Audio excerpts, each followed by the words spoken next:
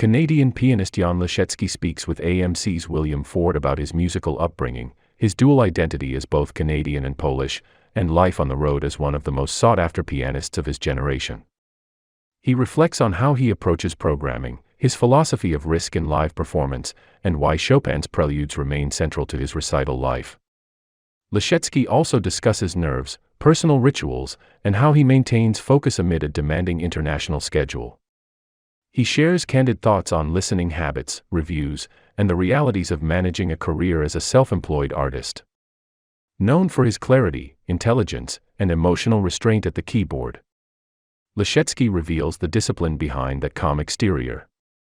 Watch to understand what drives one of today's most insightful young pianists.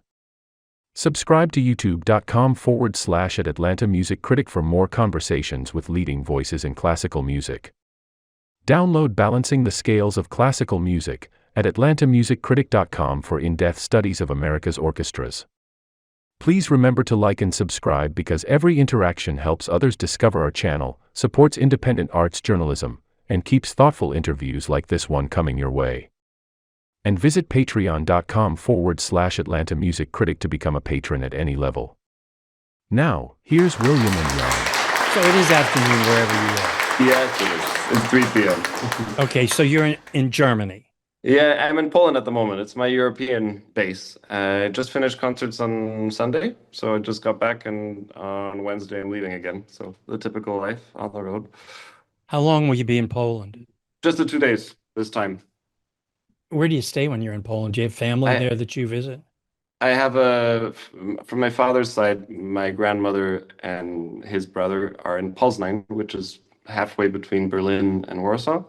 And 8 years ago, due to some fortuitous events, I was given a piano and needed to have a place to house it because I already have one in Canada. So I have a studio here where I have a piano and I can practice, and it's all a bit of a home.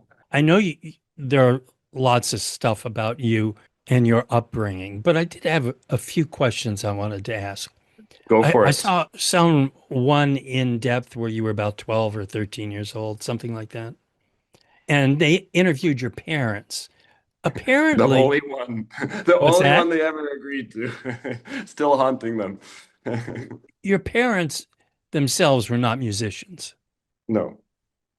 And as I recollect, they were like horticulturalists. Exactly. Did they listen to music? Yes. They listened to a lot of music. And when I was growing up, there was always music around me. Now, music is in the broad sense. So there was jazz, there was Pink Floyd, there was Enigma, there was all sorts of things, and a tiny bit of classical, but very little. And there would be some Chopin, some so on. So yes, I was surrounded by music from a young age, for sure. When you were in school, of course, when they were doing that video that said, oh, he's growing up like a normal kid. Well, normal kids don't sit in classrooms with a camera focused on them. In some ways, that makes you, of course, stand out among your peers. How did your peers react to that? Actually, that's a great question. And by any means, I wasn't normal because also when that was filmed, I think I was 13 or 14. I can't recall precisely how old I was, but I was in high school already as a much younger child. I skipped junior high entirely. So that already made the situation a bit different. However, I never sold that fact among my peers. I thought that would be deeply uninteresting. And as a result, I had quite a good relationship with all of them. Sometimes it came out towards the end of the semester what I was doing, because I would be away quite frequently. And some of my peers in classmates would think that I had some illness or some other problem because I would never share what I was doing. I was not, once again, I was not sort of bragging about it. And they thought that there was some reason that I was not there. And of course, Canada, people are raised from a young age to be very polite, so don't ask those sorts of questions. So there was never any uncomfortable questions. By the end of the semester, it might come out somehow. And so then often the whole class would go down to the music room and I'd play something for them and they'd all be amazed and wowed and so on. But that would be at the end of the semester, and that would certainly not be a focal point of our relationship in class. All right. Do you currently yourself listen to music? Just had this conversation with somebody who is my peer, quite literally, who is a musician, and because we were talking about the future of recordings and how music is being interpreted and so on, and we both pretty much came to the conclusion that we don't very much listen to music at all. Now that's very individual. I can see that is very different for me than for some of my colleagues, for sure. And also as a person, because of the places I would like to consume music. Those places are limited practically to when I'm driving. And actually, when I'm home, there's often music playing, but it's more in the background. And for me, that means that it's not classical, because when it is classical, it is in the foreground for me. I'm instantly focused and sort of appreciating it, of course, but also in a sense analyzing it. In any case, it takes up more of my focus than just being in the background. And when I'm out and about, and I think that's the most important aspect, it doesn't matter if I'm on a train, if I'm on a walk, or I'm biking, or whatnot. I certainly will not be listening to anything. I really enjoy being aware of my surroundings and sort of relishing in that aspect of being somewhere. Makes sense. If you were to list some pop music type people that you might like to listen to when you do listen to, do you have any particular So genres or? yes, as far as things that I will actively listen to is things that I grew up with from home. So my parents would listen to it, and sometimes I did a deeper dive later into it. So it might be a full album. I'm very much of a full album person. A full album by Pink Floyd, or a full album by Jan Garbarek, who's a jazz saxophonist, or Pat Metheny. These sorts of things would be a sort of a full album listen to me. As far as pop music, that I enjoy, but I will probably never really actively go and listen to. It might be a song by The Weeknd, might be a song by Taylor Swift. I'm very open, and basically I appreciate everything from hip hop to any normal type of pop. With the exception, perhaps, of some of the more aggressive heavy metal and rap, which is a little bit too far off to my Okay. liking. But that's a personal thing, not a sort of a classical musician perspective. When you listen to pop music, for example, do you just listen to it or do you think about what's going on musically? Luckily, with pop music, generally, I'm able just to listen, with few exceptions where something like the intonation might bother me because of imperfections that are too hard to ignore for me as a musician. But that's exactly why pop music does have a role in my life, because it is something that I can genuinely enjoy and not analyze. It isn't something I definitely much of it probably doesn't deserve any analysis, to be fair, but I'm also able to listen to it without analyzing it, which is why I can still enjoy it. Sure. I heard or read you quoted at one point that you identify as being Polish more than as being Canadian. Is that a Uh, fair? must have been a Polish publication somewhere. No. um, Very, very, very popular question, especially, of course, for the Poles who must know what I feel. And I think the beauty of which you also can associate with as an American is that we feel Canadian or American, and then have our culture, our history, our background as part of who we are. In my case, of course, it's very recent because my parents are first generation immigrants, so it's still very fresh.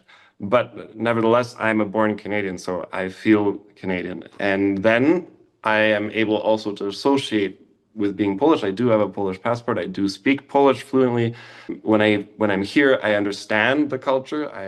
I can appreciate it, and I like it. But I am Canadian through and through. I think that's the only way you can put it.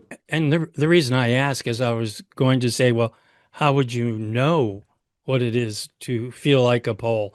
I mean, You couldn't. You couldn't. I mean, I can imagine only, but you feel, I mean, this is also, it really depends on where you were brought up, which city, what family, what, so it's not such a black and white question. But certainly being Canadian, being born and raised in Canada has shaped me in ways that make me very different from somebody who would have that same childhood in Poland. Of course. And as an extension of that, I do think that if I had been born in Poland, if my parents hadn't moved and I was still born to them, but simply here in Poland, I probably almost certainly would not be playing the piano and would not be doing this as I do it for a lot of reasons. Some of them simply practical, some of them chance. But even let's say that I had started playing the piano. My parents are musicians, as you already mentioned. They didn't have any dreams for me to become a pianist, so it was pure coincidence, happenstance, luck, whatever you might call it, that I started playing the piano. But if I had started playing the piano here and I had grown up, I don't think I would have had the opportunities that I did in Canada because of a very different approach to music making and to life, I guess, here. So, yeah, Right. Do you recollect when you first touched the piano? absolutely not. Uh, Zero recollection. And in fact, when I started playing the piano, it certainly wasn't a sort of love at first sight in the sense that I would sit down and I'd practice for hours. It was a casual thing. At the time, I had many interests. I skied, I swam, I was quite good at math. My grandma was a mathematician, so that was, quite encouraged. I enjoyed scholarly work in that sense, school and getting better in those, and also being outdoors, going hiking.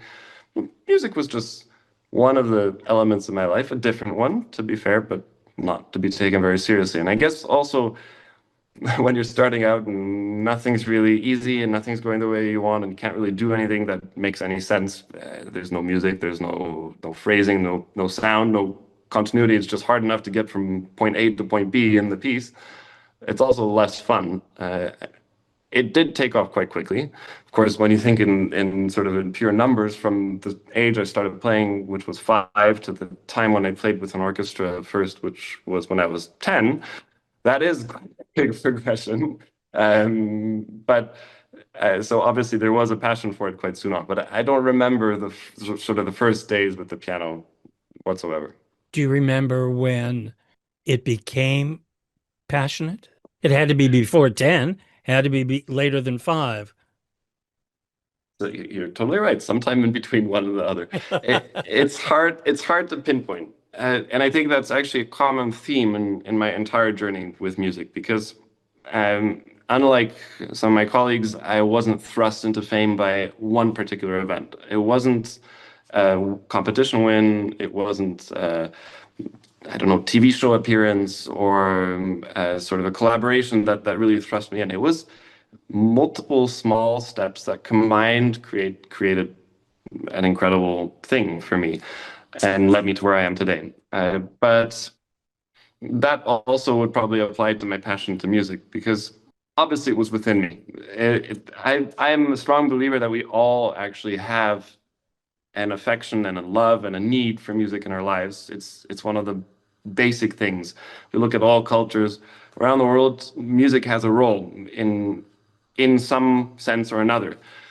Even those that don't really encourage arts, music, singing will have a place in their religion. And that means that it still has a role in daily life. And it's just a matter of discovering what it means to you. Some people will be very avid listeners, some will be passionate performers. And to me, performing and sharing music is where it led me. So in a sense, I always say the music found me more than I found music. We found each other and created this journey. So no, the passion, I don't have a particular moment either that I'll remember. It was a series of steps. And I think what really encouraged me was that along the way, I started playing concerts from quite early. I mean, 10 was early, but then at 11 and 12 and 13, I started traveling within Canada. I would go to Ottawa, I'd go to Hamilton, which is near Toronto. I'd go to Winnipeg. Which I didn't ever do before. And I was traveling, I was meeting people, I was in new cities. I was on stage, of course, and playing with orchestras. So it was something to work towards, which also encouraged me to work more. And then I was excited about it. And then there was another one. So it was a sort of hand in hand I work in the collaboration. movies also.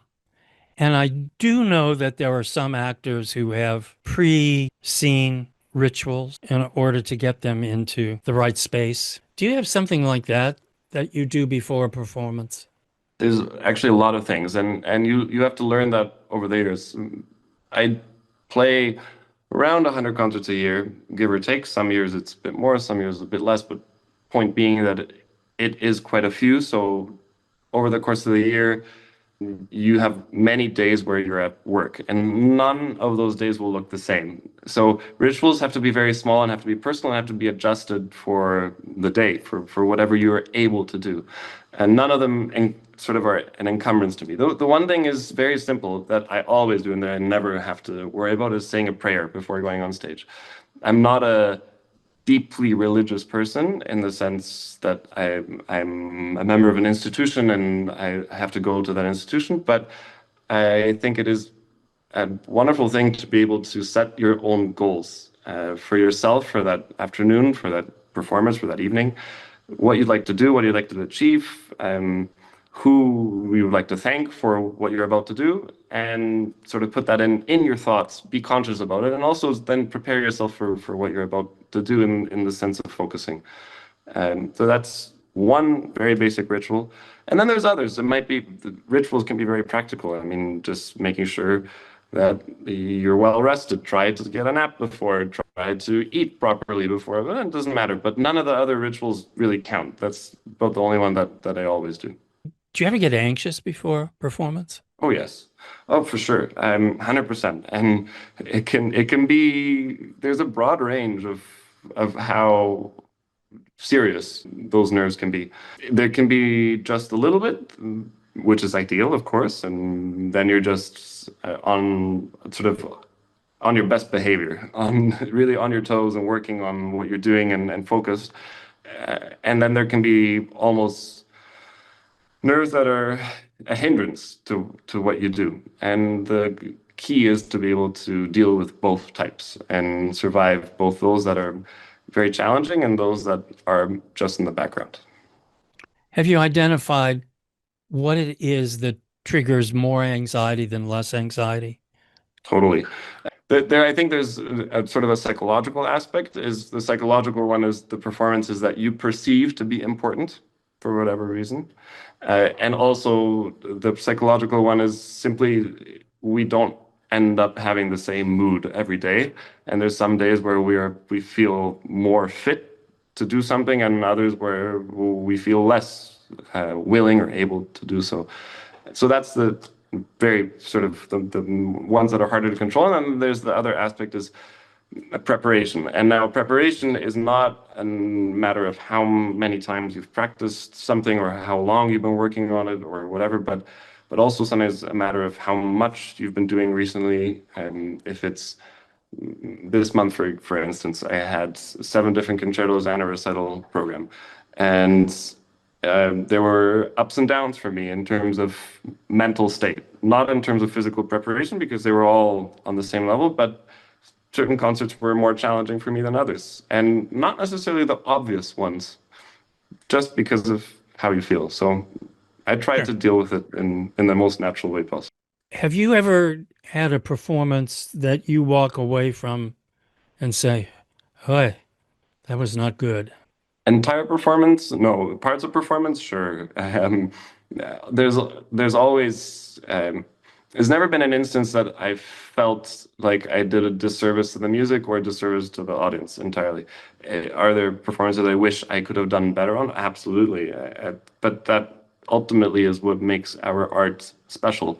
We get one chance to do something, it's right away in front of an audience, and in order to make it meaningful, to make it artistic, we have to take risks. And sometimes those risks don't pay off. And if you don't take them, though, then you create something static, which doesn't have movement, which doesn't have spontaneity. And so, yeah, there's some performances that I'm glad that are over. Also, that has to be said. Sometimes you are physically tired. Sometimes it was very stressful.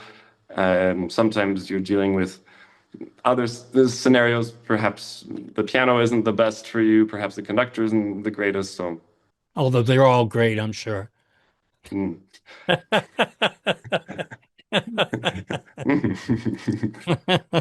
When you're playing, are you thinking like, am I going to have sushi tonight?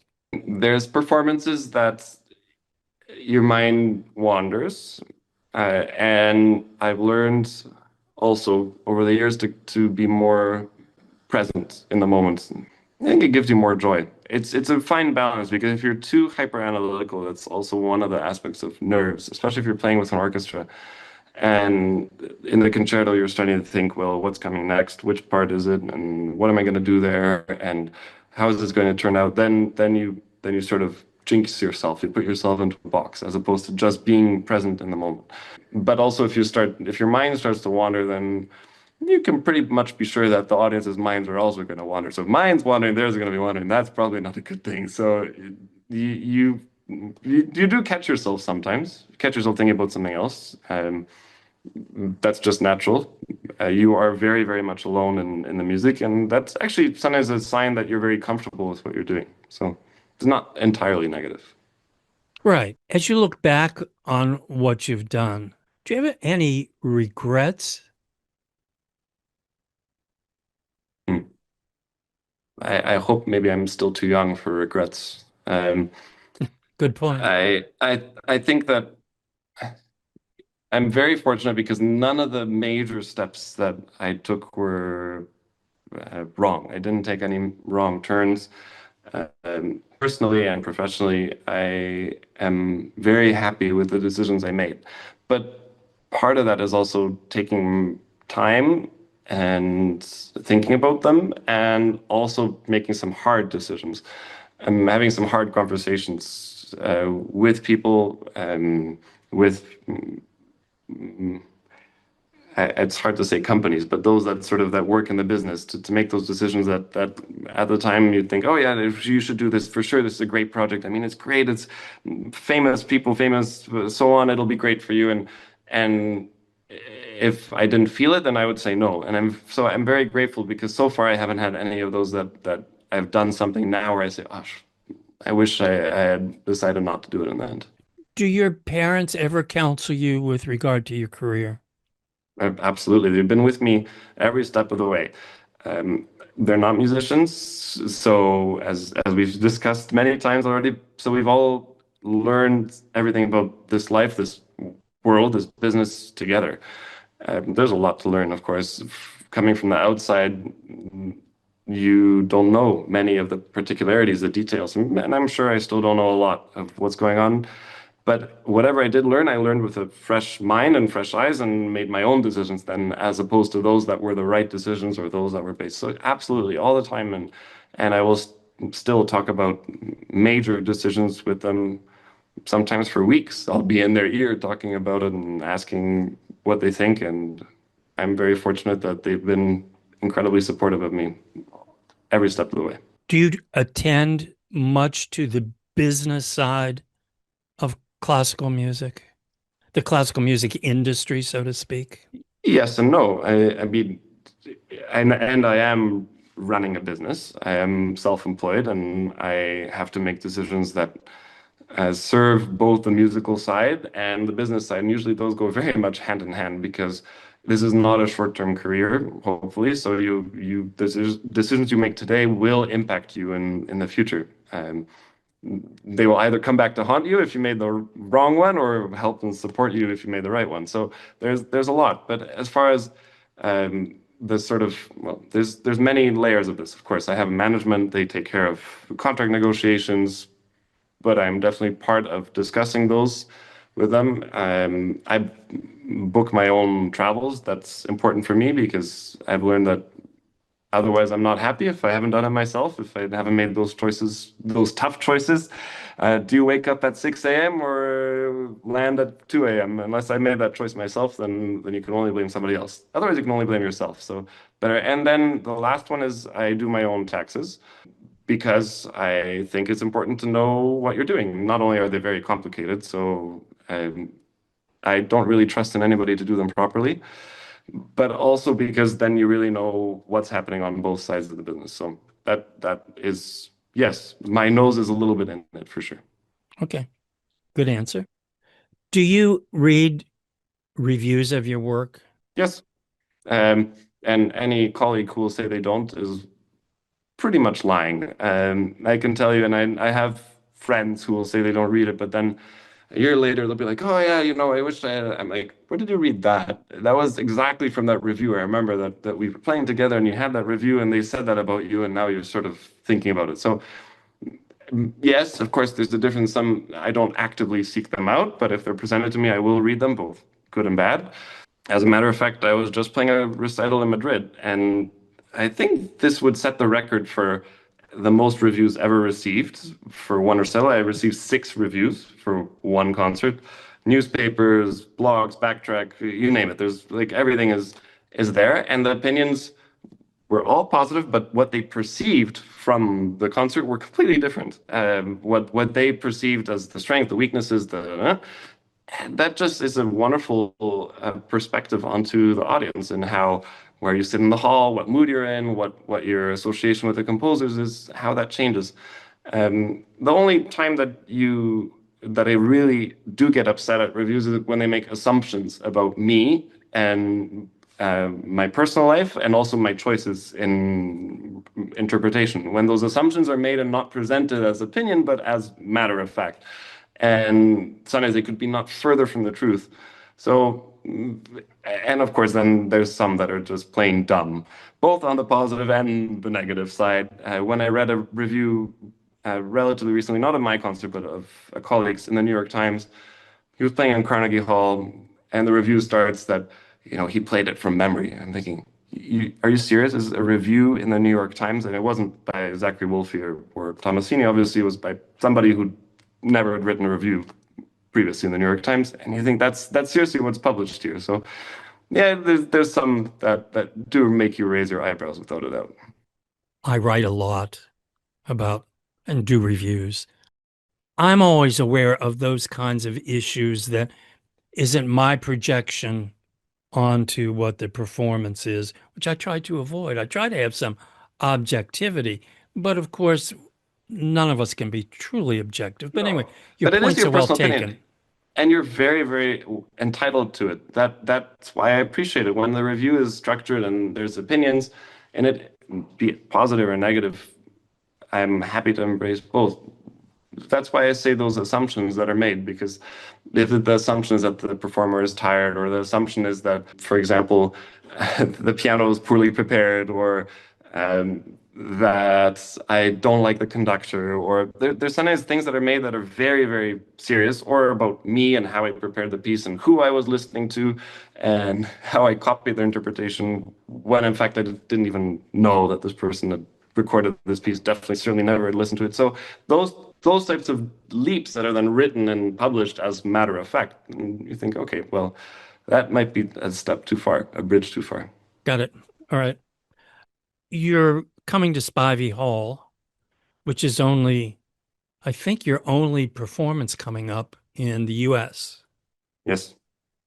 Have you been to Spivey Hall before? I don't remember. No. Okay. Why are you coming to Spivey Hall?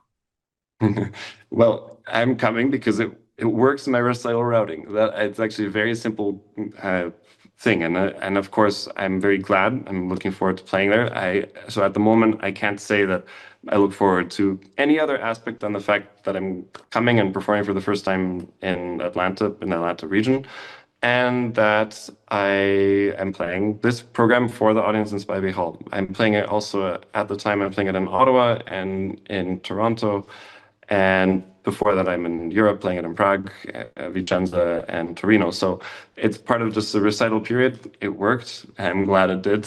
Okay. Previously this year, I played it in San Francisco. It's nothing sort of personal, and certainly it's not personal about the States. I'm coming back in March and April for quite a few concerts in San Francisco, in Houston, and also St. Louis, I think. So there's more coming up. Why a program of preludes?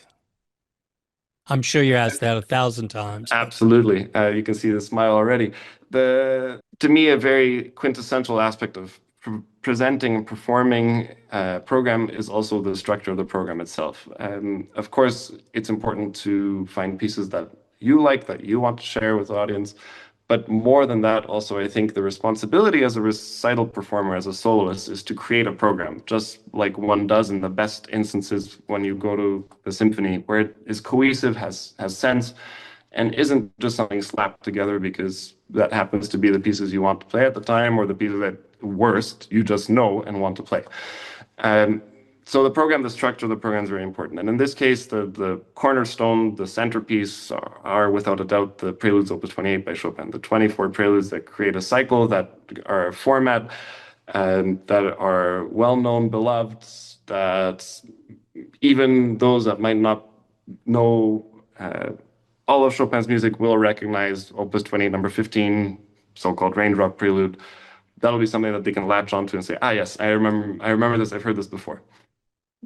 But presented in a cycle, and it's a beautiful cycle. Chopin wrote it in that way. So then my goal in the first half was to present something that would showcase, after thinking about what to do for the first half, of course, when I came upon the idea that I would keep it with preludes, there are so many composers across the different genres and eras that have taken the format of a prelude and done something different with it.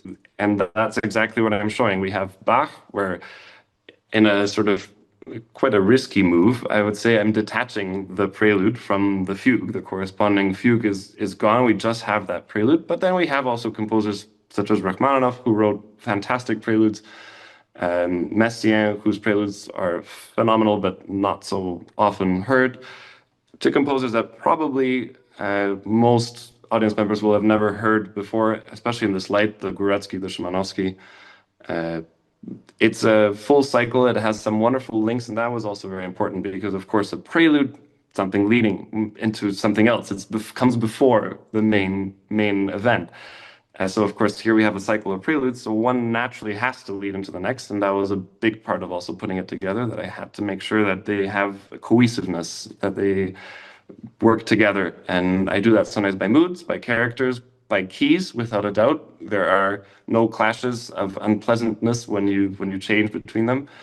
I think it's a nice journey. I'm sure that every audience member will have a favorite moment and will find a piece that they will particularly enjoy beyond those that they already know. The Górecki is, I imagine, massively difficult. It's pretty hard. It's not super difficult. I mean, it's not Prokofiev too, but it is fun to play for sure. Okay. Are there contemporary composers that you would like to explore more in your concert life? There's two answers to that question. Yes, of course, without a doubt. And then the second one is that, the second part of that sort of a sub answer is that at the moment, I still feel like I'm building the essential repertoire that I have to, especially since I'm young and there's still time. I know about 30 concertos. That's a lot, one could say. But amongst those, we are still missing some of the ones that are essential in the repertoire. And I'm not even sure I will touch all of them in my life. Maybe not. And there's a lot of pianists certainly that haven't played, even some that you are surprised by. For example, Martha Argerich has never played Beethoven 4. Who would know that? Why? But that's just how it is. So that's the one aspect. I still feel like there's things that I really want to learn from the essential repertoire. Those questions that a conductor asks, have you played this? And I say, oh, no, you haven't. Have you played this? No, you haven't. But I have 30 other concertos. Can you please look at one of the other ones that I have played instead of telling me the ones that I haven't played yet? But of course, I would like to do those. And then I think that when I have more time and when I feel like I've satisfied that, then I can start really diving deep and finding contemporary, as in living composers, or those that are from the 20th century and are slightly overlooked. All right. Well, thoughtful answer. It's obvious you've thought about it, so it's not. Yeah. Yeah, excellent. Okay. Do you have piano heroes? When I was growing up, I grew up with the recordings of Martha Argerich, Murray Pariah, Glenn Gould, Christian Zimmerman, Rubinstein, just to name a few. And those would be the ones that come to mind. I have been fortunate enough to meet some of them and hear them in concert in some cases, which was also wonderful. But it's not that I don't have heroes. I guess I look with respect to all of my colleagues because I know what firstly goes into preparing for a concert and playing it. And I know how individual and how generally well thought out their performances are. But at the same time, I live very much in my own world within piano because it's something that I do every day. And it's something that is very personal and I'm sharing with audiences. So at the moment, no, I don't really have heroes. And it's not because I don't respect, but it's because I'm trying to create something that is individual as opposed to a mirror image or greatly inspired by a certain performer. You're an extraordinarily thoughtful person, and I appreciate it. Thank you. I don't have the sense you've given me stock answers, so I I enjoy appreciate that. I literally enjoy interviews, especially when you have questions that might not be the standard. I mean, the Preludes answer I had an interview Of right course. before yours, and I was just giving it. But certain answers that you don't really think about or you don't put in the same way. Every time it's different. I've from being a child, I always enjoyed doing interviews. It makes you actually think about certain things that you don't take the time to think about normally, and that is something to be really cherished and enjoyed, I think. Appreciate it. Look Hey, forward really to Atlanta, and yeah, I hope I get a chance to see you when you're here. it'll be wonderful. All Hope right, I'll so. try to Have say a great hello. week. Bye. All right, Thanks. bye-bye. Thanks.